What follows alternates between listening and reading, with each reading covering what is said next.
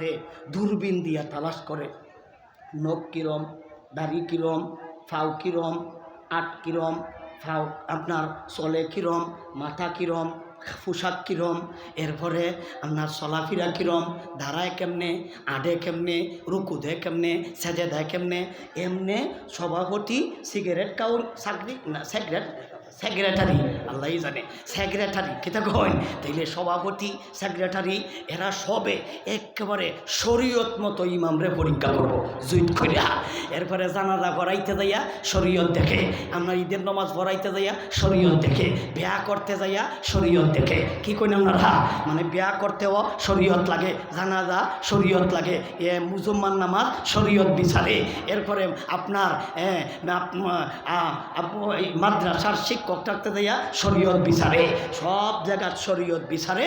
যখন আমরা কই রাষ্ট্র পরিচালনা করতে হবে, রাষ্ট্র পরিচালনা করার জন্য শরীয়তের বিধান দরকার নাই। আমেরিকার আব্রাহাম লিঙ্কন থেকে তন্ত্রমন্ত্র আমদানি করে কোরআনের দরকার নাই, শরীয়তের দরকার নাই। ঠিক না বেঠে? কেন রাষ্ট্র চালাইতে যাইয়া কোরআন দিয়া রাষ্ট্র চালাইলে তোমার অসুবিধা কি? অসুবিধা কি? হ্যাঁ, এটা তো ইমামতির দরকার নাই। হ্যাঁ, যিনি রাষ্ট্রপ্রধান এনেই হবে সবচাইতে বড় ইমাম।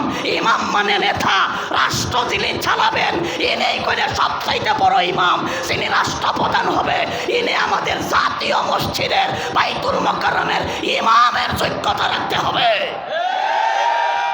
আমরা যারে বানাই ভাই, এরা নামাজ পড়াইব দূরের কথা, যোগ্যতাই রাখে না। কারণ এরা ডরাইয়া ইমামতি করতো না। কেন লাগিয়া? যদি রেড সিগনালে দেখা দেয়,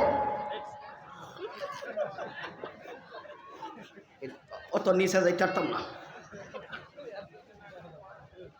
তাহলে আমরা বেড়া বানানির দরকার। কিতা কই নামনে বেড়া যে কোনো সমাজে কোনো জায়গায় যেতে পারবো। যিনি আমার সেবক হবে, যিনি আমার নেতা হবে, উনি যদি বেড়া হয় তাহলে রাত্রে 3টার সময় অসুবিধা হইলে মোটর সাইকেল টানটামে রিজে বোকা। আর যদি বেডি হয়, আচ্ছা কোন চাইল উনি কার সমাধা করব? উনার নিজের উত্তর সমাধা করে লিব রাস্তায়। উনি সমস্যার সমাধা করব কেমনে? উনার নিজের উত্তর বড় সমস্যা হয়ে যাব গা, পরে তো দর্শন মামলা দিব। তাহলে বেড়া হইলে সুবিধা না বেডি হইলে সুবিধা? বেড়া হইল সুবিধা। আল্লাহ আমরা রেখলাম বেড়া দিও, সবাই কই না আমি আল্লাহর বেডি ফেরো আমরা ভালাইও না, বেড়া দেও। আল্লাহ আল্লাহই জানে।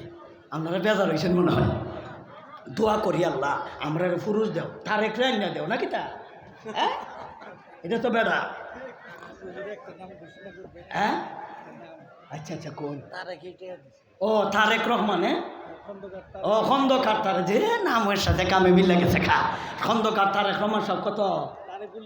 তারেকুল ইসলাম 10,000 টাকা দইব ইনশাল্লাহ। আপনার তো যাই নিলিছে না জানার বাহির হইছে নিলিছে। ওয়ামান আরাদা যিকরি, জিকিরের 4 নম্বর ব্যাখ্যা হলো ইসলামী শিক্ষা দীক্ষা। ইসলামী শিক্ষা দীক্ষা বলতে কি বোঝায়? স্কুলও পড়ার টাইম আছে, মগর মাদ্রাসায় পড়ার টাইম নাই, কলেজও পড়ার টাইম আছে, মগর মাদ্রাসায় পড়ার টাইম নাই, ভার্সিটিতে পড়ার টাইম আছে, মগর মাদ্রাসায় পড়ার টাইম নাই। এমন মানুষ আপনাদের টাঙ্গাইল জেলাতে নাই। তুমি কেন মাদ্রাসায় পড়লায় না? জবাব জবাব দিতে হবে একদিন আল্লাহর দরবারে। তাই আল্লাহর নবীজি বলেন, আল্লাহ আল্লাহ কুল্লুকুম রাদিন ওয়া কুল্লুকুম মাসউলুন আন রাদিয়াতিহি। নবীজি বলেন তোমরা সবাই দায়িত্বশীল, এই দায়িত্ব পালন করলা কিনা করলা না, একদিন আল্লাহর আদালতে আসামির কাঠ গড়া দাঁড়াইয়া সমস্ত জীবনের হিসাব দিতে হবে। তাইলে তুমি কেন কোরআন পড়লা না? তুমি কেন হাদিস পড়লা না? আমাদের উপর দায়িত্ব দিলে শেষ হবে না। সবার জন্যে কোরআন হাদিস শিক্ষা গ্রহণ করা ফরজ। যেমনভাবে নামাজ ফরজ, এমনভাবে কোরআন শিক্ষা ফরজ। আপনারা কইব হুজুর হঠাৎ মোল্লায় এটা কেটা কথা বললো বলে নামাজ পড়তে হইলে কি লাগবো?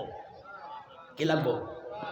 নামাজও কি পড়েন? আড্ডম বাড্ডম করে একদম সাহায্যে বাঁচতে বাঁচতে চলবে ডুলি আল্লাহ আকবর, বাপুরাম সাপুরে কোথা যাস বাপুরে আল্লাহ আকবর শুধু আয়া।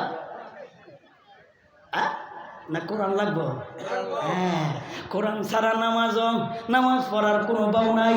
তাইলে প্রত্যেকের জন্য কোরআন পড়া ফরজ, কই না কেন? প্রত্যেকের জন্য কোরআন জানা ফরজ। নারী হও, পুরুষ হও, বেটা হও, বেটি হও, যুবক হও, যুবতী হও, স্কুলের ছাত্র হও, কলেজের ছাত্র হও, ভার্সিটির ছাত্র হও, তুমি যদি মুসলমান হয়ে থাকো তোমার জন্য কোরআন পড়া ফরজ। তুমি কেন কোরআন শিখলা না? তুমি কেন ইসলামী শিক্ষা গ্রহণ করলা না? আল্লাহ তোমাকে এমনিই ছাড়বে না। তুমি বড় ইঞ্জিনিয়ার হতে পারো, বড় ডাক্তার হতে পারো, বড় বৈজ্ঞানিক হতে পারো, আল্লাহ তোমাকে ছাড়বে না। সেই কথাটাই আল্লাহ বলেন, ওয়ামান আরাদা যিকরি ফাইন্না লাহু মাঈশাতান দানকা ওয়া নাহশুরুহু ইয়াওমাল কিয়ামাতি আমা। আল্লাহ বলেন, ও পৃথিবীর মানুষেরা, ও টাঙ্গাইলের মানুষেরা, ও গোপালপুরের মানুষেরা, ও নলিল এলাকার মানুষেরা, তোমাদের মধ্যে নারী হও, পুরুষ হও, বেটা হও, বেটি হও, যুবক হও, যুবতী হও, তোমাদের মধ্য থেকে যেই ব্যক্তি আমি আল্লাহর জিকির থেকে মুখ ফিরাবে, আমি আল্লাহর জিকির থেকে দূরে থাকবে, আমি আল্লাহর জিকির থেকে উদাসীন থাকবে, আমি আল্লাহ তাকে দুনিয়ার জগতেও শাস্তি প্রদান করিব, মরণের পরেও আমি আল্লাহ কঠিন থেকে কঠিন শাস্তি প্রদান করিব। এখন আমরা জিকিরের অর্থ বুঝলাম, এরাজের অর্থ বুঝলাম। আসুন দুনিয়ার শাস্তিটা কি আর পরকালীন শাস্তিটা কি, শাস্তির আলোচনা করে নিতাম নি। দুনিয়ার শাস্তিটা আল্লাহ বলেন, ফাইন্না লাহু, নিশ্চয়। ফাইন্না শব্দের অর্থ হলো অতঃপর, নিশ্চয়। লাহু শব্দের অর্থ হলো তাকে, তার জন্য, তাহাকে। মাঈশাতান শব্দের অর্থ হলো জীবনযাপন করা। দঙ্কা শব্দের অর্থ হলো জীবনটাকে আল্লাহ সংকীর্ণ করে দিব। তাইলে দঙ্কা শব্দের অর্থ হলো সংকীর্ণ, আর মাঈশাতান শব্দের অর্থ হলো জীবন। তাহলে জীবনটা আল্লাহ সংকীর্ণ করে দিব। এটা হলো দুনিয়ার শাস্তি। দুনিয়ার শাস্তি হলো জীবনটা সংকীর্ণ, জীবনটা খাটো, জীবনটা ছোটো। আর কেমনে ব্যাখ্যা করতাম ভাইজান?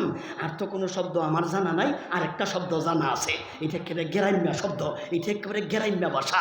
দঙ্কা শব্দের অর্থ হলো খাঁটি বাংলায়, শুদ্ধ বাংলায় হইল সংকীর্ণ, আর আঞ্চলিক ভাষায় হইল খাটো, ছোট।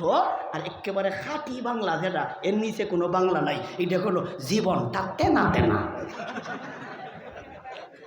কিরে ভাই, কন্যা কেরে? এর চাইতে আর কোনো ছোট ভাষা আমার জানা নাই। জিজ্ঞাসা করলেন, ভাই জীবন কিরম যাইতেছে? আর কইও না, জীবন ঠেনা ঠেনা। কি আল্লাহ সেই কথাটাই বলেন, ফাইন্না লাহু মাঈশাতান দানকা। আমি তার জীবনটারে আমি আল্লাহ সংকীর্ণ করে দিব, তার জীবনটারে খাটো করে দিব, তার জীবনটারে শুরু করে দিব, তার জীবনটারে একেবারে আমি আল্লাহ তেজপাতা করে দিব, জীবনটারে আমি আল্লাহ তেনা তেনা করে দিব।